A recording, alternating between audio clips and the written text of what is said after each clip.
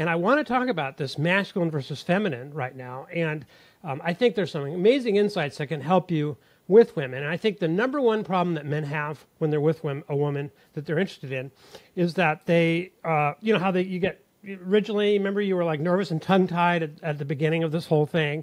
It's the intimidation. And I think what helps to overcome that.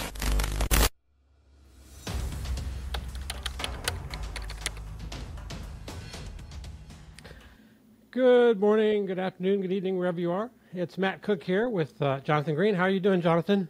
I'm doing good. Excited to be here. I know we got some fun stuff to talk about today. Well, I had some questions that people were asking about who we are. So I just thought we'd start out with something real quick about who we are. I am the founder of a number of companies. I've raised a lot of money in venture capital over the years, and I have about 700,000 subscribers to my health and sexuality newsletter. I run a whole number of companies that offer things for men, and I've been spending at least 15 years helping men, coaching them on relationships, on sexuality, on health. And so we always have many, many questions that come in every day. If you want to get in touch with me, you're welcome to just email me at matt@getrapidhelp.com, and I'll be happy to help you. And Jonathan, I met you about maybe 10, 12 years ago. You caught my attention because you were a very famous dating coach, and then you ended up doing something that most of the people in the so-called pickup world never do. You settled down and had a family and proved that you actually could have a long-term relationship, and it wasn't just a matter of just meeting girl after girl and never going anywhere, right? That's kind of a little bit of an introduction.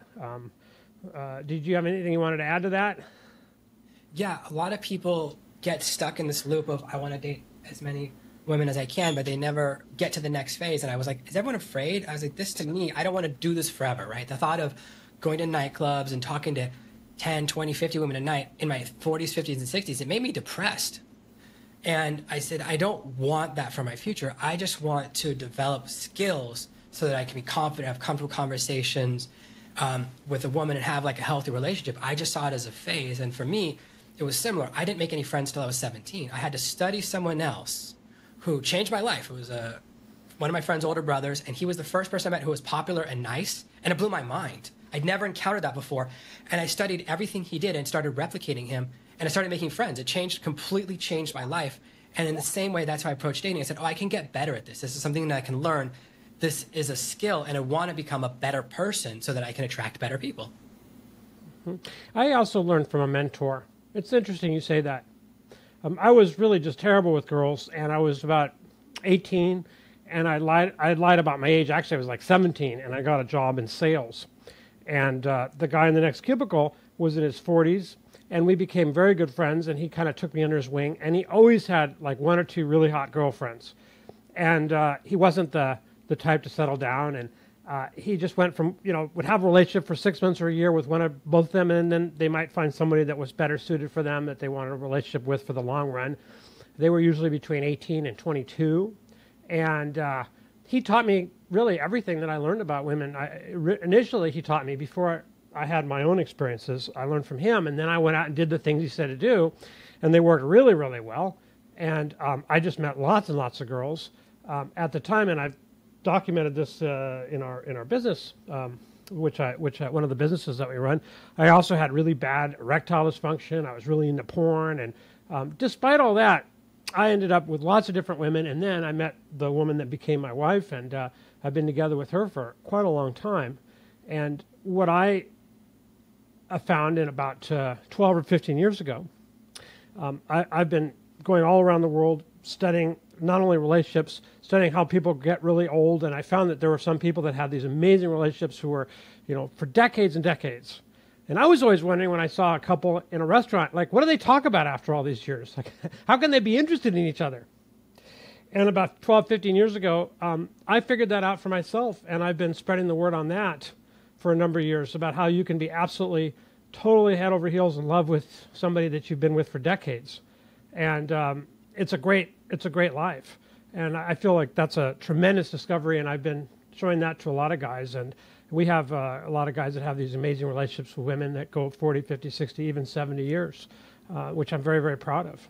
So it's not really just this whole thing. You may be one of the men who just wants to meet women and never want to do anything in terms of relationship. That's probably only 10 or 20% of men, if that. But most men, this is a means to an end. And what you can take away from what we're talking about is not just how to meet a girl, but how to form a relationship that will last over decades and get you more and more excited about her as the decades go by. Isn't that wonderful? Yeah. One of the dangers of focusing too much on tactics, a lot of single guys love tactics. I remember once I saw someone wrote a blog post, which was 5,000 things a woman could say and the perfect answer to all 5,000. And that's a lot of memorizing. It was so much memorizing. Really? Was it really 5,000? Oh yeah, it was insane. It was so long. And you're so busy thinking, what's this little strategy to this? And you miss the big picture, unfortunately. And that's why sometimes we do talk a little about tactics. It's more important to think about strategy. And here's the best strategy to become the best version of yourself. So for example, all of these questions that are like tricky questions, what women are often doing is checking to see if you're who you're saying you are, right? Like if you say you're fighter pilot, are you really fighter pilot? If you say you're confident, are you really confident? So these little tests or little pushes, which are totally reasonable, where she's trying to figure out, are you lying or really who you're pretending to be? And here's presenting yourself as, and here's the secret. If you're confident, then the questions no longer bother you. All those little tests disappear because you can just be yourself. And when you figure out how to be the confident or best version of yourself, everything falls into place. So sometimes at first we learn tactics or maneuvers as scaffolding on your path to becoming a better man. I think I agree with you on that completely. I think these little techniques, like what I was taught initially by my friend, they helped me at least get in front of a girl. And at that point, I had to then use my own personality and my experience. If you ask girls, like, what should a guy do when he's out on a date or when he's meeting a girl, they always tell you the same thing. They say you should just be yourself. Of course, that's true, actually. You should just be yourself because you don't have to stress out over it. You can enjoy your time when you're with a girl and you're just yourself, so you're not a phony. You're not having to constantly try to figure out what you should say next, and because you're not lying, you're just who you are. But it's very difficult to be yourself, especially if a girl is really beautiful. And I want to talk about this masculine versus feminine right now, and I think there's some amazing insights that can help you with women. And I think the number one problem that men have when they're with a woman that they're interested in is that they, you know, how you get originally, remember you were like nervous and tongue-tied at the beginning of this whole thing. It's the intimidation. And I think what helps to overcome that, I feel, is the realization that, and this is what I learned probably from my mentor more than anything else, is women are no big deal. It's like, it sounds misogynistic, but they're like, nothing really, until they prove themselves to you. They're really not worth very much. And if you realize that, I'm saying this because this is what helps you. It's true. Just like they think of you as just another guy until you prove yourself. Until they prove themselves, they're nothing much. And then you can not be intimidated because, you know, she has to prove herself to you in a sense. And just being beautiful isn't enough. What do you think about that? I think you brought up something really important because this applies to men-men interactions and men-women interactions. So one of the lessons that I learned is that you have to be quiet when you first meet another man and let him earn your trust. Men who immediately share a bunch about themselves, which is a feminine energy, other men who are confident are pulled back on that because they go, this is not normal. When you're really good, when two men are really good friends, you can go on a 6-hour road trip and not talk the whole time and it's comfortable because there's a comfortableness you have with each other. You don't need to talk all the time and share all of your feelings. And sometimes men, we fall into this trap of we need to talk all the time. I need to share my feelings. And we forget that we shouldn't just trust everyone because every one of us has trusted someone we regret later, right? We've told a secret to someone that used it against us. It happens to everyone. It's universal. So when we talk about masculine energy, it applies no matter who you're talking to because you fall into this pattern. And it's very important to understand when we say be yourself, that's the worst piece of advice you can hear because how do I do that, right? There's not actionable steps. We're going to give you actionable steps. So the first thing is whatever you believe, just believe it, right? Whatever you believe about yourself, whatever you do, whatever your hobby is, you can be confident about it. I once had a friend who played this video game World of Warcraft for like 10 hours a day. 4 of his friends would be in a room. They would play 10 hours a day. And he had a really good-looking girlfriend. And she was always like, I want to do naughty stuff with him while he plays. So she was into, we think of it as the worst hobby you can have, right? It's such a boring hobby, but right. She was attracted to it because he was confident about it, right? He would brag about how good he is at this game. He was one of the highest ranked players. One of our other friends was on a traveling tournament. He was one of the top 10 players in the world at this game. And his girlfriend was so attracted to it. So the key is whatever you're into, be confident about it and talk about it in a way that shows that you're confident about your hobby. It's better to have a boring hobby you're confident about than have a really cool hobby you're ashamed of. It's the shame or confidence that is really attractive, and that's how you can be yourself. And so when we talk about masculine energy, the first and most critical piece of that energy is confidence. So one of the things I think that really made me feel a lot more confident was when I realized that the way I was looking at a woman was very different from how she was looking at me. Because I looked at women as physically attractive. Like that, when you're with a beautiful woman, when I was with a beautiful woman, I was like always being intimidated by her attractiveness. And I couldn't get over that. But when women look at men, they don't look at men the same way. I don't think women care about a man being physically attractive particularly. And that's very, very important to realize that to women, all men can be attractive. It's not a physical thing. So you don't have to worry if you're ugly or, you know, to women, there's really no ugly man, really. That's one of the things that took a lot of the pressure off of me when I realized that I was very attracted to women, regardless of whether I worked out at the gym or, you know, had scrawny arms and legs or whatever. And that it wasn't a matter of physical beauty to the woman. It was a matter of other things. And when I realized that, I stopped worrying so much about talking to beautiful women. For a long time, I thought looks were so important that as a guy I was a little bit chubby. I could only get, and this happened, I joined eHarmony, and all of my matches were women who were heavier than me and 10 to 20 years older than me. So I was like 30, and I was getting women that were in their mid-40s to late 40s, and all more than 250, 150 pounds, which is like a huge, what? This is what you think I deserve, eHarmony? And that's not what you've seen my wife. My wife's way better looking than me, way younger. I was so shocked, and it was such a kick in the teeth because it's not true. One of the first lessons I learned, one of my friends was an Olympic strength trainer. So if you train the Olympic team to be strong, you're going to be, he was huge, good looking, big muscles. And I noticed something. I don't have to be good looking. I just had to be near him. Whenever I was near him, women would go, he's attractive, so you must be more attractive. It's like if I'm sitting next to Brad Pitt, I become more attractive, not less attractive.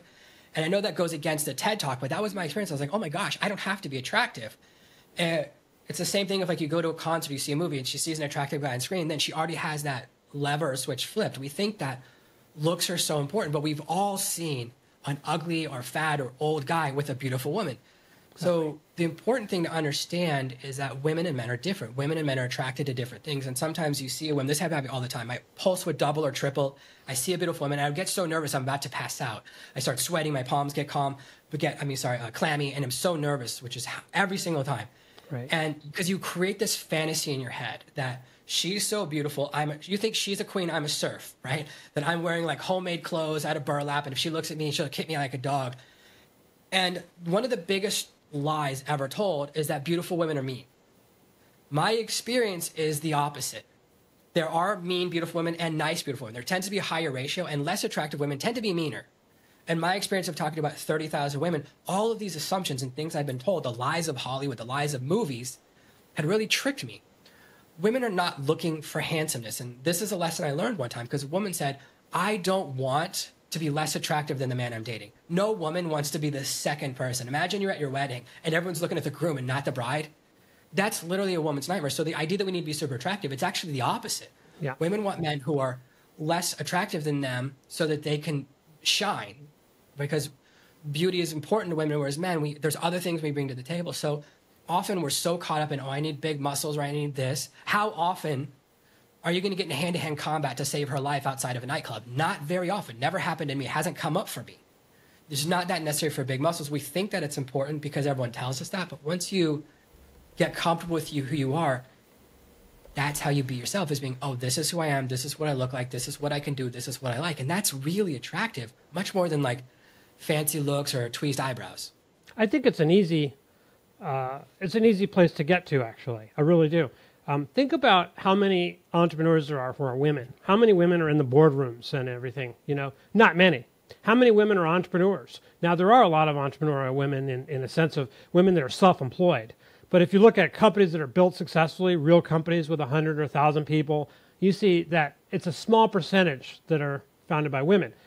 And I think this is going to get better. Believe me, I'm not happy about it. But you also find that when women are professional and they're making a lot of money, they have a hard time finding a man. And you find that women who are, they're not valued for their career or their money. They're valued by their looks more than anything else. And that means that there's a lot of women that have achieved a lot. And sadly, it hasn't really helped them find anybody. If anything, they're very lonely.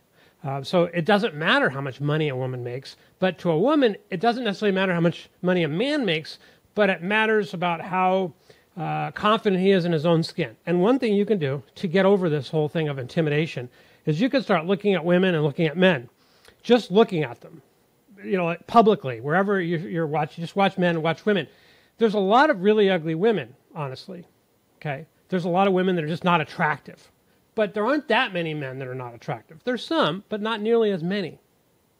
And really, if a guy's just like not completely unattractive, he'll have no trouble finding women. And we were running a service where we help guys get dates. You remember that a number of years ago? Mm-hmm. And we had people that were, I think we had one guy that was like 300 pounds. I mean, he was really big, and we had no trouble with him helping him get dates. We had no trouble. But if you took a woman who was really, really, really big, it would be very difficult. So the reason is because women don't look at men the way men look at women. And here's an interesting thing. Women are into shoes and into their hair and all of that. How many men really care about a woman's shoes? Is it close to zero? How many straight men care about a woman's shoes? Probably near zero, right? Yet women are really into shoes. I will say this. If you're into muscles, if you want to build muscles and you think that women are really attracted to big muscles, you are wrong. And men build big muscles for other men to basically admire them and to get status in a community of bodybuilders or at the gym. It's got nothing at all to do with attraction by women. Would you agree? Yeah. As you know, one of my friends just competed in a big bodybuilding contest. And he never once talked about the women in the audience. He just talked about the other competitors and who had the biggest muscles and this and that. And he won an award. He did good. He got like 3rd or 4th place, which is great because he's been training for a long time, put a lot of effort in. But he doesn't do it for women, guys who are serious, because it's hard. That motivation doesn't last. If you're trying to do something for someone you've never met, if I do this, women will like me. It's hard to stay the course, right? Because you're not going to get any rewards until you're big. And it takes a long time to get big muscles. And the important thing is that sometimes we see a woman and we think she's judging a man based on his appearance. What women are actually doing is assessing a man. Women don't care if you're successful, but they want you to be on a train going towards some type of success, going towards a goal. Driftless is what's unattractive. So sometimes when a woman will see a guy, she'll look at his clothes and she's looking to see, well, is he dirty versus is his clothes rumply, which is a very big difference. I once went into a girl's apartment and I was shocked. There was like clothes that had been on the floor for at least 6 months because there was mold growing onto her clothes. And I was like, oh, that's filthy. Because I would never leave clothes on the floor for more than a day or two for dirt to get on top of the clothes, right? That's a whole different world. So there's a difference between being filthy, and one of the things women assess when they're looking at you is they're looking at your smell, because it's a lot harder to fake a smell. We think, oh, women like musk. I once saw a guy who said, oh, I get pee on my shorts so women can smell my musk. I was like, I don't think that's the smell from pee shorts, because I've never looked at a diaper and been like, However, if you smell good, it has a bunch of more connotations, because we hold a longer smell memory than anything else, right? I sometimes will smell something I haven't smelled in 20 years. I know exactly what it is. It's the strongest sense tied to memory, and very important that you be clean. It's better to be fat and clean than skinny and gross, right? That's very important to understand. So it's more about, are you putting an effort in to your life? It's okay to be chubby or old or bald, but are you taking a shower every day? Are you grooming yourself in certain ways? And that's very important. It controls your smell. And one of the things that I learned, my uncle was one of the toughest people I ever met. He worked on a loading dock in California during all the union breaking things. And one of the things he used to do when he was poor, he would go to a bar and say, if I can arm wrestle and beat everyone here, you give me one free drink. And he would arm wrestle like 50 other muscle men and win the drink. And he one time told me, he goes, listen, in the summer I shave my armpits. And I said, what? And he goes, I was like, because you think of shaving your armpits as a man, as a non-tough guy thing. This guy was tough. In his 70s, he was like 78 when I last visited him. I was still afraid of him. I was like, this guy could snap me in half. And he was like, you shave your armpits in the summer because you don't want to smell bad. So that was one of the most important lessons I ever learned. It completely changed my life because I'd always been struggling with smelling bad. And it really, you can tell the moment a woman catches your smell and it's bad because she cannot control her. She'll go, it's like the same thing what happens when you smell garbage or a fire. You can't resist a reaction. So it's so important when you think about the effort you're putting in that moment. Like, did I take time? Did I pay attention to what clothes I'm putting on? Do my shoes match? Do my socks match? And part of it is she wants to, did you take a shower today? Because there's some people that shower once a week. That's much more unattractive. A bad smell smell is kind of tied to lifestyle. It tells her a lot about you. So when you're thinking about, and the cool thing is you can fix it in one moment. Like, I can put on deodorant, I can shave my armpits, so I can put on a nice cologne. If I put on the right cologne that matches my personality and style, it dramatically will affect my results, and it's a fast thing, as opposed to I'll go to the gym for 2 years and then be attractive. I don't want to wait for 2 years. Mm-hmm. Yeah. And you also hit on something early on in our call about a man not talking so much. And I want to explore that for a few moments. There's a feminine energy that tends to be very talky. Women are very talky. Women will, in general, talk faster than men. If you measured words per minute, they'll talk more words per minute than a man. I mean, a lot more. And they won't pause as much. It'll be like a steady sort of patter. They don't put pauses and silences in their conversation. And if you listen to women talking with each other, you just hear this constant conversation of words constantly going back and forth. The masculine energy tends to be much more of the cliche, strong, silent type. Not necessarily silent, but a lot quieter. So it's probably really, really good advice to learn in your interactions with other men and women to start practicing silences. Try to start giving more space to the person you're talking to. And you can do this in a group. You can do this if you're in a meeting. You'll find that the most alpha man in the room, it could be a woman, it's usually a man, but the most alpha person in the room will talk with silences. Maybe they're going to be quiet, and people lean forward and hang on their every word. Women go, blah, blah, blah, blah, blah, different kind of conversational style. The masculine energy is an energy which gives people space. And here's why that's true. Women are less secure than men, way less secure. And when you're insecure, what do? You usually will talk a lot. You kind of talk a lot, and you're hoping that the other person is positively affected by your conversation. Men are more secure inherently, or they should be, more confident. They can talk less. They can give the person they're talking to space. That's a very, very masculine energy, and it's very appealing to women. And it's much easier as a man not to worry about filling in a conversational space. You don't have to do that. So here's a question I have for you. Let's say you're out on a date, Jonathan, and you're being yourself and you're kind of quiet. So a woman is doing a lot of talking. What if you just aren't interested in what she's saying? If you're interested in her, but you're not interested in what she's saying, what would be a strategy that you could use? So first of all, this is so important. I found the less I talk, the more attractive I am. All the way to the point where even when I don't talk at all and a woman will give me her number, it's so much more effective because then using body language and everything else. If you're talking all the time, you're like waiting for your turn and it's frenetic. And that's very unattractive to women. Women are attracted to men who are going in a direction, not going here and here and here and here and here, and Speedy Gonzalezing all over the place. That's the mistake of talking too much. And I know I talk too fast. It's because I was on the debate team in high school and I went to lessons to learn how to talk faster, and I can't undo it all the way. So it's intentional and I can't undo it, even though I haven't debated in 22 years. So very important to listen, but also let her know, because you can make the mistake of going, she's telling me a story about all of her friends. It's a first date I want her to like. When you let her do it, guess what? You've now sentenced yourself to a lifetime of that. So on the first date, you have to set your boundaries. And the more honest you are, the more she can decide if you're a good fit or not. This is so important because otherwise you pretend to be someone else, pretend to like stories, and 6 months in you go, please stop telling me about your friends. So what I will say is, listen, that story sounds like a great story for your girlfriends, but I'm a guy. So let's talk about something else. And I'll drive in a direction. I'm not saying she shouldn't talk about it. I'm saying that's a feminine energy. I don't listen to your problems. I don't want to sit there and cry together with you. That's not my job. My job is a different role. My job is to provide a masculine energy. So I don't want to be mean, but I'll say, hey, you know what? I'm not the right fit for this conversation. This is something, I get it's important to you. You should definitely talk about your friends. And it sets the role. Now, I have another issue. My wife will tell the same story 3 times, or I'll ask a question and she'll answer it, and then a longer version, and then a longer version, like a newspaper article. And I have to say, you only have to tell me once. I'll get the whole story. And, I sometimes do stuff where she cuts me off, but I just don't need to listen to the same story 3 times, where it gets longer and longer and longer. Once you tell me the shortcut, I get it. Okay, now I know what we need to do. Because As a man, I approach conversation tactically. Like I think of what's the purpose of this. So one of the best lessons you can learn before you say something is say, is there a purpose? Do I need to say this? Why am I saying this? And think about your goal.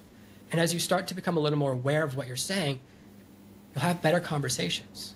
One of the most interesting things I ever learned was when you go on a date with a woman, if you talk the whole time, you go home and say, that was the best date I ever had, even though she never talked. She's not saying the same thing, though. If you listen to women complain about a first date, the number one complaint, the most common complaint is, he didn't ask me, ... Yeah. That's most common complaint. He wasn't interested in me. All he talked about is himself. He didn't show any interest in me. Yeah, if you spend 2 hours talking about your job, she will be repelled. Doesn't matter what your job is. What women want to do, like I said, they want to be more attractive. They want to be the star of the show, and that's okay.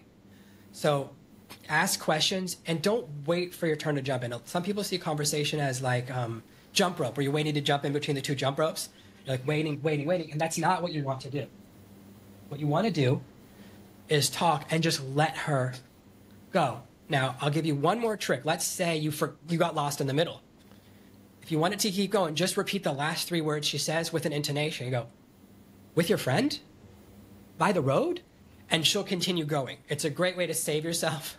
It's what psychiatrists do or psychologists do. They always do it that way to get you talking because they want to talk as little as possible. So my goal on a first date is to have the best ratio of my words to her words. I want to say 1 word for every 100 of hers or 200 of hers. That's going to be very attractive. She'll go, wow, I feel heard. I feel seen. I feel significant. So what's amazing is do less, get liked more. Okay, so let's talk about that for a second. So I agree with you. A woman does a lot more talking.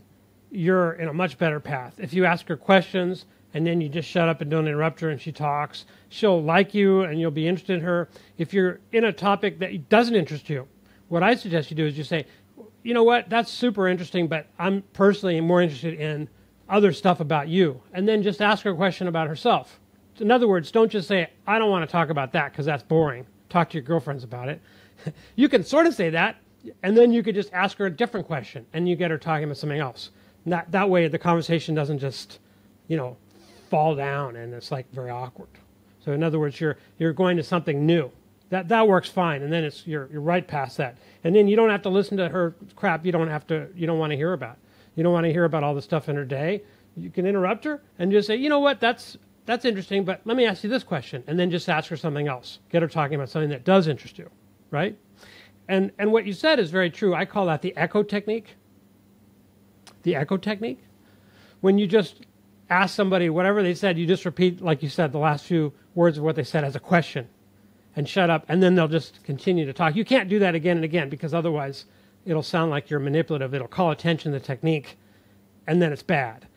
But my favorite listening technique, which I'm always trying to do better at, is what I call reflective listening.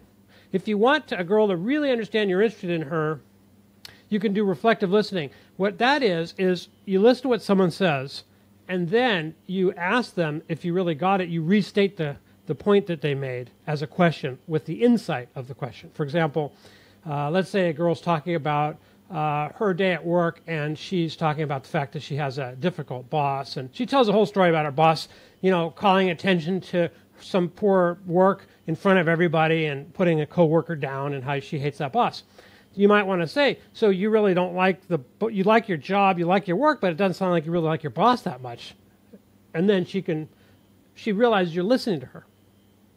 Reflective listening is extremely flattering to somebody, but it's also really flattering to ourselves, because I find that I feel more gratified and better when I'm with someone and I'm actually hearing them and actually understanding their worldview instead of just all in my own mental chatter. And if I'm doing reflective listening, it makes me really listen to what they're saying, really understand it.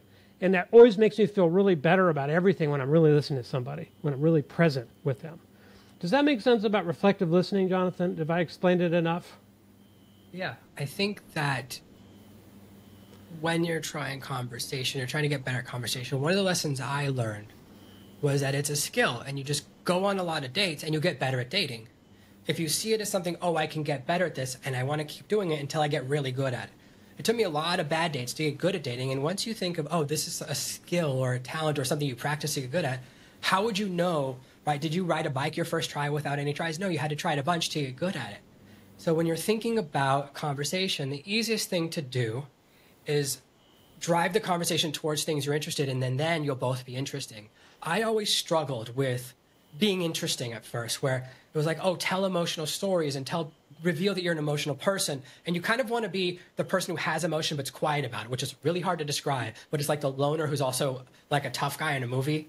And you're trying to become that person. I always struggle with pretending it. And then I found out, what if I just tell stories I actually care about? And conversation is so much easier when you're just talking about things you like or care about. So if she is going in a direction that I'm not interested in, rather than getting bored and the conversation will start to diminish, I go, I want to drive it. And again, you don't want to do roadblock, you want to do a diversion into a different topic and say, listen, for example, one time I was talking to a girl and she really wanted to talk about my commute. She's like, what train do you take? How do you get to work? How many stops is it? And I kept saying, listen, this is a really boring topic. Let's talk about something else. Tell me about you. And she was relentless. She was the strongest conversationalist I've ever fought. 15 times she fought back and kept talking about the topic and then goes, you're really boring. And I said, how dare you? You forced the conversation. You basically waterboarded me into talking about my train, which is never talked about before or since. But if you just direct it, go, listen, that's not something I know a lot about. That's something interesting. Tell me about this. And as long as you're driving it towards her, she's going to like you more and you're going to be interested, right? So there's everyone inside them has something they've done that's amazing or an amazing story. I want to find that. So as much as I'm not always worried about like techniques as I am just, I want to enjoy the moment. So if I'm getting lost, I'll shift it into something that I know I can pay better attention. And this is kind of a version of, again, being yourself, where you're telling her, this is what I'm interested in, this is what I'm not interested in. It makes it easier for her to connect with you. Because imagine if you were trying to become friends with me and there were 10 topics I loved and 10 topics I hate, but I don't tell you which ones are which and you have to guess. That's not fun. That's horrible. So it's okay to be honest with people and say, listen, I'm really interested in this. I don't know a lot about that. And you can start to have better conversations, just keeping it really simple. And being honest is very, very attractive. Yeah, I agree with you. And I think that what you really want to be aware of and what you want to discover about the other person is what they're most passionate about. And you want to be aware of what you're most passionate about, and you want to be proud of whatever that is. You started talking initially about, I don't know, what kind of game or something. I don't know, strategy game or whatever. I'm not really sure. But let's just say that you're into that, or you're into comic books, or, anything like that. Or what do they call manga, the Japanese things, right? It's fine. Just be proud and happy and tell her that's what you love to do. And you go to these conventions and you have a whole collection and you just love it. And it's why you love it. What is it about? And how did you get into it? And, what is it that you love about it? And how was it when you were a kid? And it led to that sort of thing is what will really fascinate her and get you two closer together. And that's what you want to find out about her. There is things in her life that she's passionate about. And you want to find out what those are. So that's really what brings people together. That's the art of really, really good feminine, masculine energies together. So I want to shift over to